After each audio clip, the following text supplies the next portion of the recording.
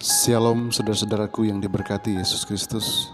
Senang sekali kembali kita boleh bersama-sama untuk merenungkan kebenaran firman Tuhan.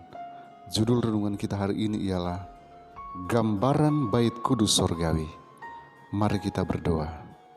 Bapa di sorga, kami membutuhkan kuasa Roh Kudus-Mu untuk menerangi pikiran kami, agar kami boleh mengerti akan setiap firman yang akan kami renung-renungkan saat ini. Dalam nama Yesus, amin. Ayat yang melandasi renungan kita saat ini diambil dari Ibrani 9 ayat yang pertama. Firman Tuhan berkata, memang perjanjian yang pertama juga mempunyai peraturan-peraturan untuk ibadah dan untuk tempat kudus buatan tangan manusia. Saudaraku, kepada saya juga diperlihatkan kemah suci yang ada di bumi, yang terdiri atas 2 ruangan. Ini menggambarkan yang ada di sorga, dan kepada saya diberitahukan bahwa itu adalah gambaran bait suci yang di sorga. Perkakas ruangan pertama dalam kemah suci di bumi sama dengan yang ada di dalam ruangan pertama bait suci sorga. Selubungnya diangkat, lalu saya melihat ke bilik yang maha suci, dan melihat di bilik yang maha suci dari bait suci sorgawi itu, imam bekerja di dalam kedua tempat bait suci di bumi itu. Setiap hari ia masuk ke dalam tempat yang pertama, tetapi masuk ke tempat yang maha suci hanya sekali dalam setahun, untuk membersihkannya dari dosa yang telah diangkut ke sana. Saya melihat bahwa Yesus bekerja dalam kedua tempat bait suci di sorga itu. Imam-imam masuki bait suci di bumi dengan darah seekor hewan sebagai persembahan karena dosa. Kristus masuki bait suci di sorga dengan mempersembahkan darahnya sendiri. Imam-imam di bumi diganti oleh kematian. Itulah sebabnya mereka tidak dapat lagi bekerja, tetapi Yesus adalah imam selama-lamanya. Melalui korban dan persembahan yang dibawa ke bait suci di bumi, anak-anak Israel harus memegang jasa-jasa juru selamat yang akan datang. Dan di dalam kebijaksanaan Allah, keistimewaan pekerjaan ini telah diberikan kepada kita, supaya kita dapat dengan memandang keistimewaan ini mengerti akan pekerjaan Yesus di dalam bait suci di sorga.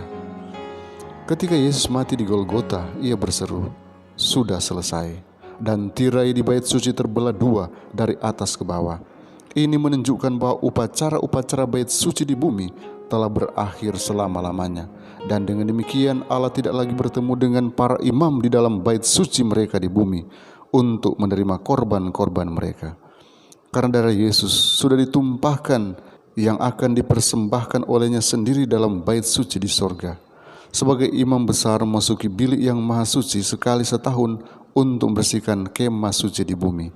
Maka begitulah Yesus memasuki tempat yang maha suci dari bait suci di sorga pada akhir 2300 hari dalam Daniel 8 ayat yang ke-14 pada tahun 1844 untuk mengadakan pendamaian terakhir bagi semua yang diuntungkan oleh pengantaraannya, dan dengan demikian membersihkan tempat kudus itu.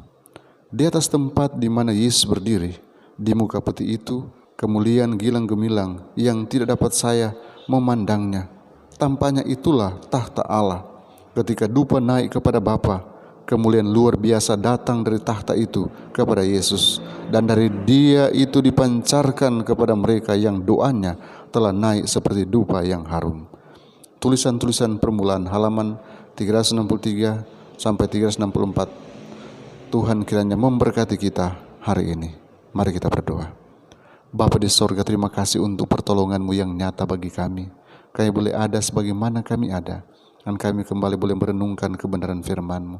Tolonglah kami agar kami boleh mengerti, dan kami boleh menjadi anak Tuhan yang siap bagi hari Maranatha. Kami mau melakukan semua aktivitas kami, Tuhan. Berikan kekuatan, kesehatan, hindarkan dari COVID-19, jaga dan lindungi umat-umat Tuhan. Biarlah mereka senantiasa berjalan dalam kehendak-Mu. Apapun yang mereka lakukan berhasil. Mereka yang sementara bergumul, Engkau berikan kekuatan iman. Engkau jaga mereka dan tetap bersama-sama dengan mereka melalui masa-masa yang sulit, dengan satu jaminan bahwa ada kemenangan yang akan datang dari sorga.